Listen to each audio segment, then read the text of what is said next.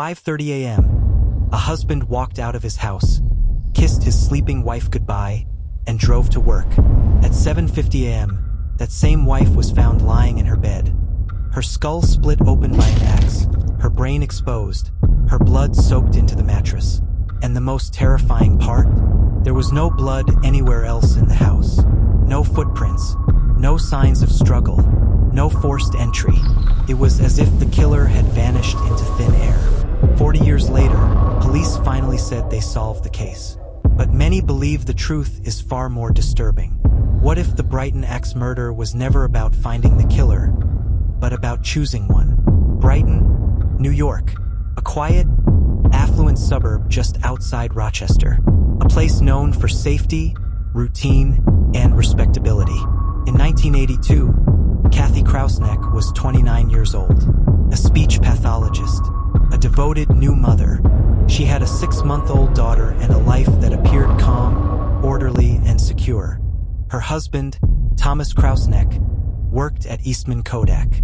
Stable job, stable routine, stable marriage, at least on the surface. No known enemies, no history of violence, no obvious cracks, which is why what happened inside that house on Del Rio Drive felt impossible. That morning, Thomas said he left early for work, sometime around 5:30 a.m. Hours later, co-workers noticed something was off, that he seemed distracted, detached. When police entered the Krauseneck home, they found Kathy lying on her bed. She had been struck multiple times with an axe, a level of violence that suggested rage, intimacy, and intent. Part of the axe blade was still lodged in her skull. Yet the rest of the house was eerily calm.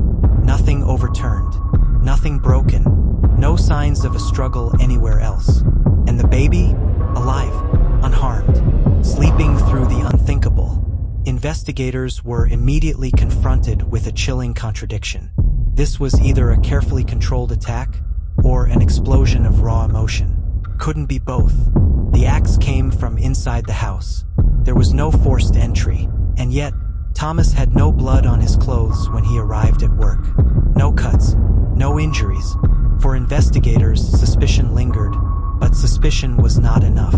There was no DNA technology available at the time. No fingerprints that could conclusively place the weapon in Thomas's hands. And so the case stalled. Months passed, then years, then decades. The Brighton Axe murder became a quiet, unresolved tragedy, whispered about, never answered. Until more than 30 years later, everything changed. Not because of new evidence, but because of a new interpretation of the old evidence.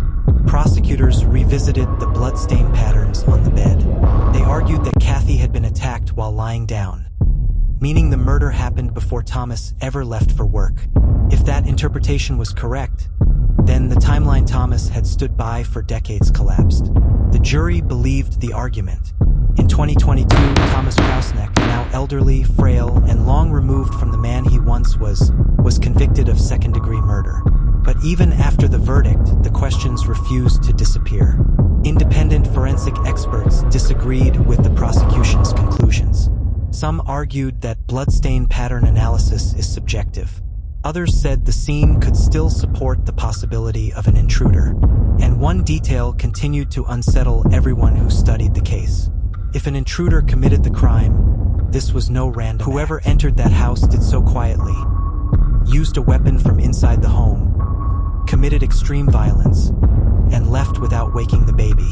That isn't chaos, that's control. Today, Thomas Krauseneck sits in prison, convicted of killing the woman he once shared a life with. But the evidence that put him there is still debated. The science is still questioned. And the possibility that someone else entered that house that morning has never fully disappeared. If Thomas is guilty, then justice took 40 years to arrive. But if he isn't, then the Brighton Axe murder didn't just take one life, it took two.